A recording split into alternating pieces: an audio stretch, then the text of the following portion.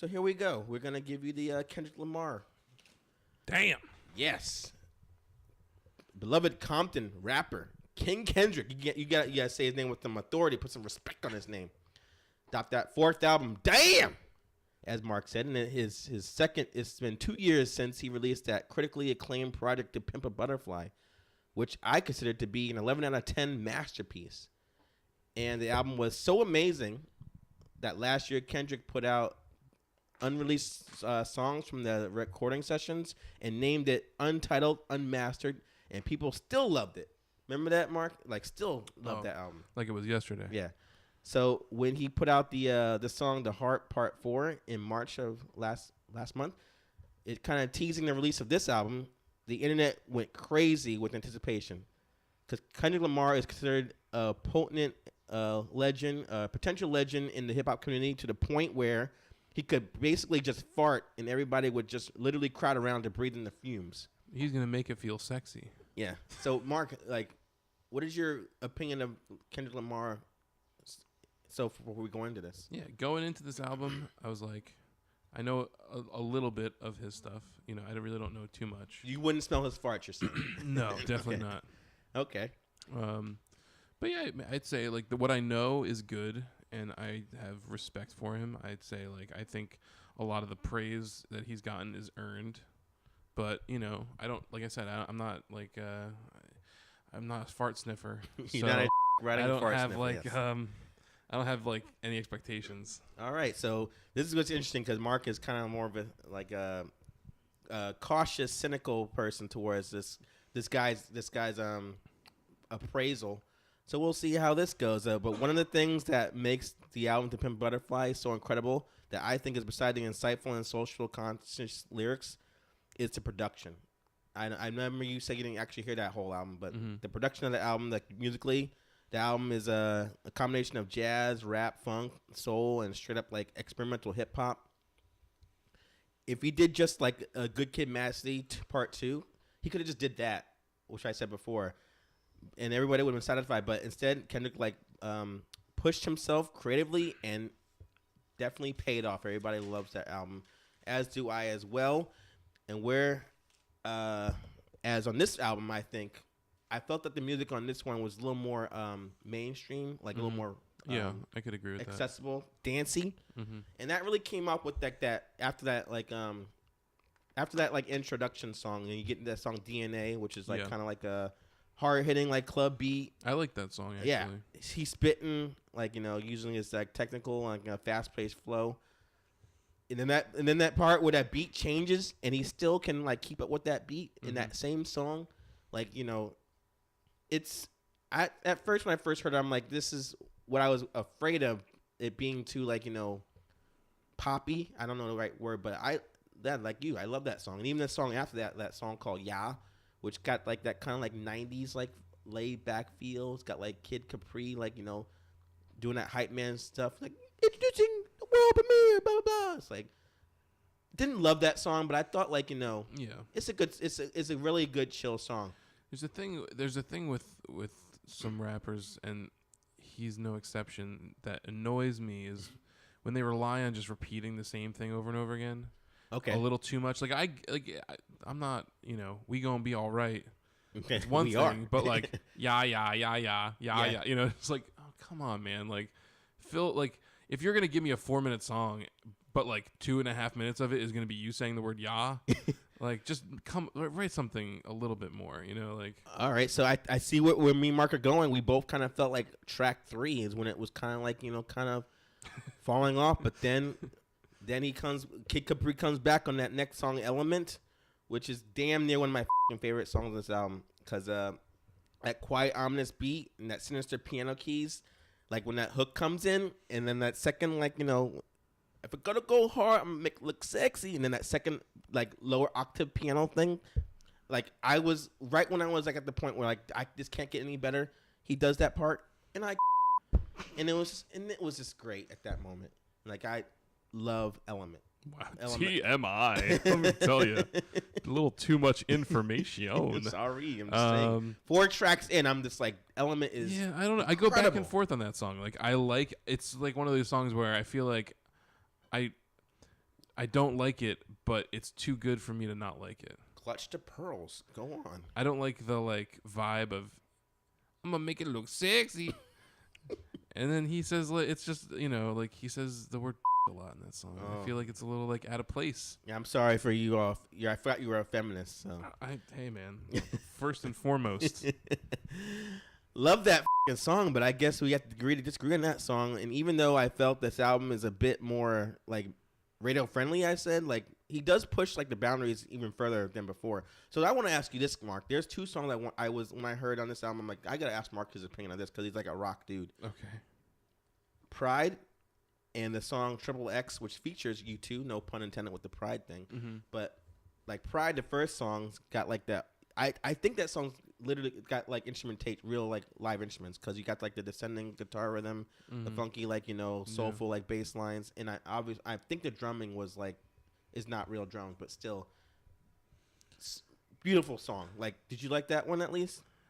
I don't remember. I mean, I don't know if I remember exactly the song, but it's definitely I'm looking at the track listing. I feel like it's definitely in the point of the album when I remember feeling this is getting a little boring for me.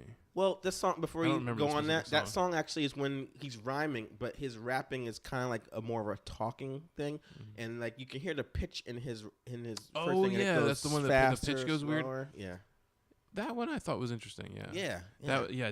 Okay. Yeah, the song "Loyalty" with Rihanna, I remember thinking this is whatever, and you say the word loyalty 1,000. Yeah. Well, the loyalty, that song. Yeah, he actually, I thought that song was good because Rihanna's, she handles the bars, man, because they go back and forth sparring. I thought that was good. Yeah, I thought she was all right, but it's just that thing that, a song can still be good, and then they just say the same thing over and over again, and it loses me sometimes. Where I'm it just annoys me. Because I'm you guys, less is more sometimes. You don't have to. What's the point of saying it over and over and over again? They have to fill out the time. It doesn't do anything for me. It's not my way of doing things. But So then, what about Triple X then with U2, which I didn't even know it was Bono doing the hook. You have to actually read it to find out. It wasn't bad. It was all right. Because you expect when you see U2, they're oh my god, is this gonna Kendrick Lamar rapping over where the streets have no name, some like that. But it doesn't even sound like a U2 song. Yeah, it's that's why I was curious because it says featuring U2 and not featuring Bono. Right.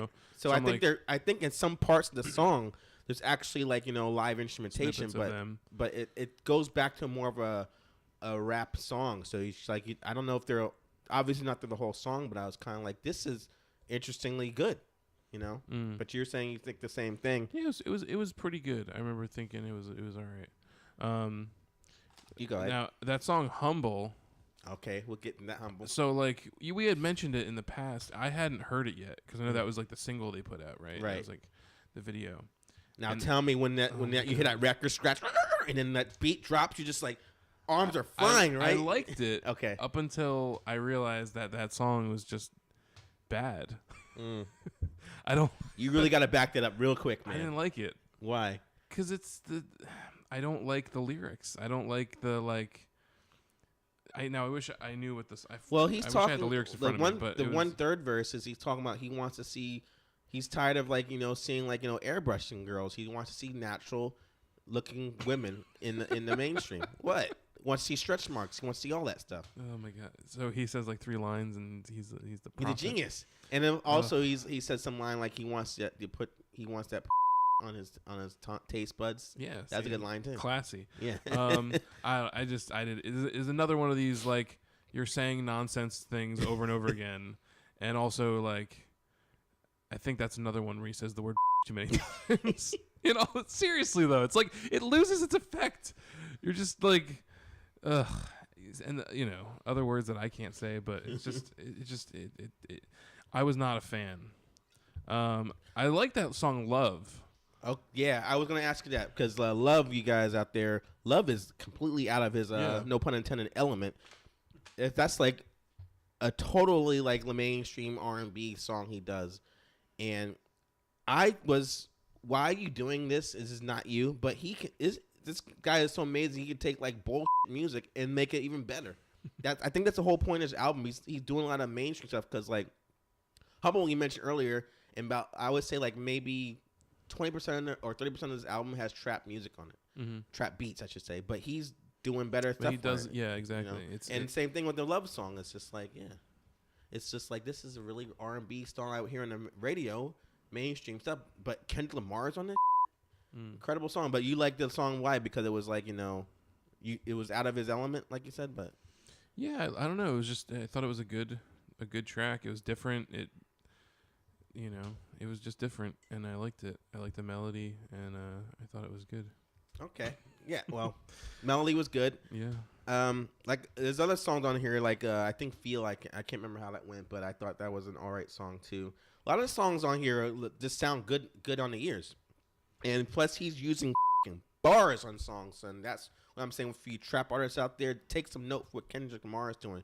This is how you make a good trap song. Now, as much as I'm saying how amazing this album is, I have some complaints. Yes. I will mention right now.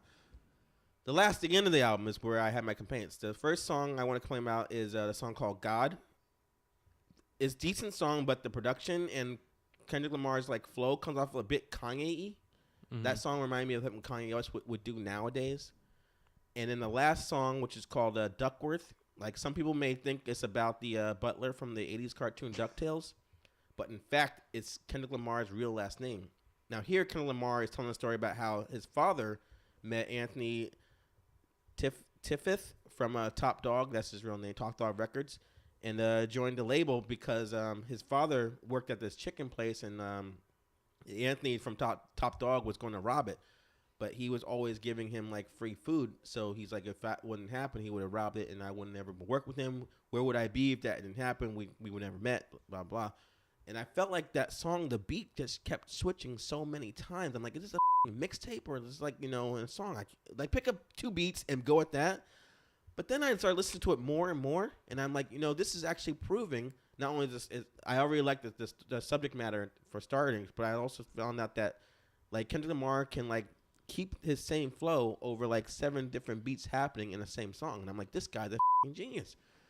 Now I understand how great this song is. So that complaint goes away. So now my only complaint is that one song, God. Mark, do you have anything more you want to add before we give our final ratings? I kind of like that song, God. Okay, go on. I liked it.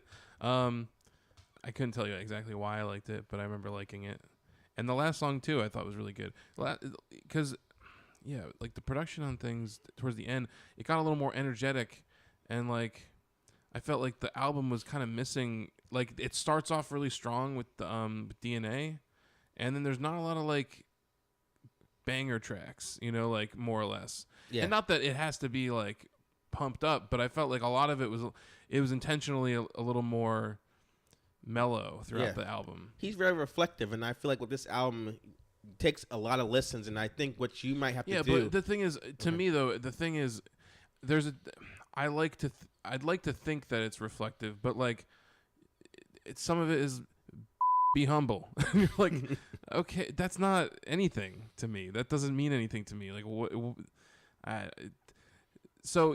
I mean, that's what I appreciate is that he is, a rapper who has, ideas and thoughts that are more than just that. But I feel like sometimes to me it gets bogged down with like the trappings of still being a rapper and, and having those things that like, I'm not going to sell records if I don't use the word like maybe that's just in his lingo. So I mean, no, I know, yeah, and it's just the way it is. I mean, whatever. It's I'm not trying to change nothing, but to me, it was just like I felt like if there was a few more, more high energy tracks throughout, it might offset some of it. So to me, like on a whole, I just thought it was kind of boring at times. That was like the worst part of it. Like I still liked a lot of it. Okay. So you want to hear a party record. That's what you need. I just want him to do something a little more because sometimes it's like I get sick of him just like whispering and I'm in a bed and in a mono and going to like with piano in the back, like soft piano and fucking doo-wop groups. Like, okay, some of it gets a little tiresome for me, but I still like it. All right, I think I should really like bring this review up first before you tear it down, or he might not. He might be like playing like putting holding his cards to his hands or his chest, something like that. So like from what you guys are hearing, I think this album is great, and the music is very eclectic, ranging from old school R&B to funk to grimy hip hop. Kendrick Lamar's lyrics remain topical and thought provoking at the same time, because he's talking like he mentions like election stuff here and there. Like I think that song, I can't remember the name of it, so that's what the problem is.